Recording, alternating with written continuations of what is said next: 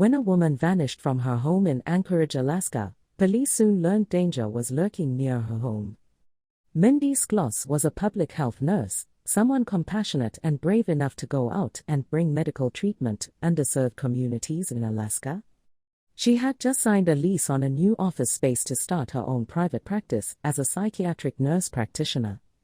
But in August 2007, her life was cut short by a potential serial killer.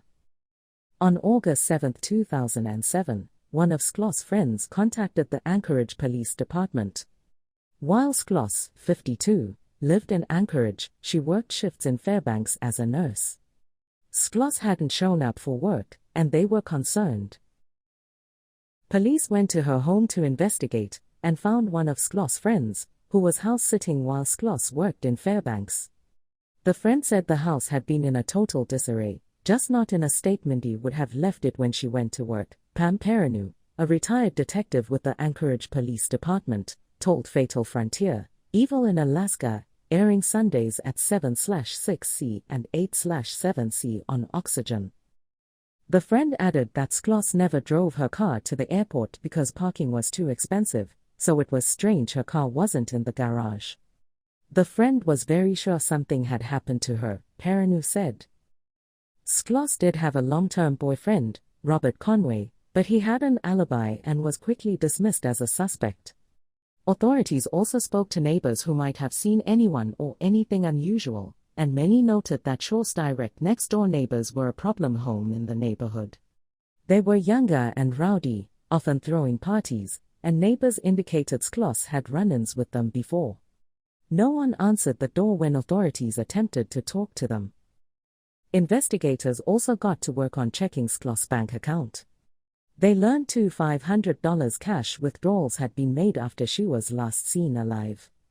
When they pulled surveillance footage of the ATM machine, they discovered Schloss wasn't the one who made the withdrawals. The grainy images showed an unidentifiable man.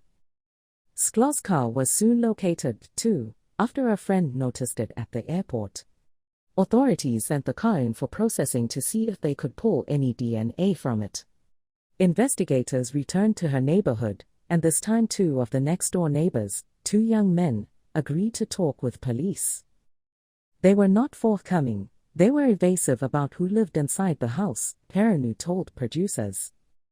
Investigators then questioned another neighbor, Kathy Easley, who they say seemed nervous and uninterested in talking with them. But the next day, she called the police department and revealed she had been nervous because she had a strange run-in with the person in the problem home. His name was Josh, and she noticed him watching her while she spoke to police. He said, "I just wanted to come talk to you. I know police are around in the neighborhood. I don't want you to tell them I live next door. I have a warrant out for my arrest." I was like, "For what?" And he was like, "I broke into a drug dealer's home." I was like, "That doesn't even make sense." It did freak me out a little bit, Easy told producers of the conversation. Investigators were then able to determine who the Josh was next door, and they were horrified. It was Josh Wade. Anyone who was in law enforcement up here at the time knew his name, Jolene Godin, an FBI agent, told producers. Wade had been accused of murder 7 years earlier. A woman named Della Brown had been hit in the head with a rock. However, Wade was ultimately acquitted of the murder charge. But Wade, at this point, had vanished.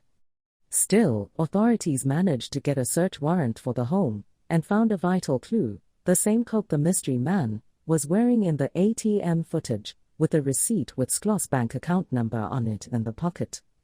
A massive search was now underway for Wade.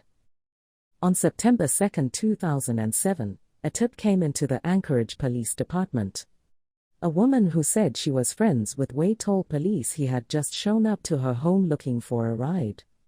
A SWAT team descended on the area, and they discovered he had knocked on another nearby acquaintance's door. They had let him in, and he was now holding a brother and sister hostage in the home. A standoff ensued for several hours, ultimately ending when Wade agreed to talk to his attorney, who persuaded him to go with authorities. But when he was brought in for an interview, He refused to speak. Investigators even tried to trick him by claiming they had already spoken with Schloss. Josh Wade came within half an inch of saying, "No, you didn't, she's dead," Steve Scrocky, a prosecutor with the U.S. Attorney's Office, recalled. Without a confession and a body, it would be difficult to get Wade convicted of murder. But on September 13, 2007, a municipal worker doing site surveying work in the woods came across the body of Mindy Schloss. She had been shot in the head. Around this time, the DNA results from Schloss' car came in. They were a match to Wade. Wade's phone was also recovered. It had a picture on it of a gun that was the same kind used to kill Schloss. Wade was hit with a variety of state and federal charges, including carjacking, theft, and bank fraud. The death penalty was on the table, so Wade sought a plea deal, in which he would also confess to the murder of Della Brown. During the sentencing, the judge gave Wade 99 years in state prison. If he was still alive at the end of that, or if he was ever paroled, Wade would be sent over to federal prison. The judge called Wade a coward for murdering women, and that's when Wade erupted. He got very agitated and said back to the judge, "What about the men I've killed?" Scrocky told producers. Wade's attorneys grabbed him before he could do anything else. But in 2014, Wade went to authorities to again make a deal. He would confess to the murders of 3 men if he could switch his sentences and first serve the federal convictions instead of the state convictions, as he felt a federal prison would be better.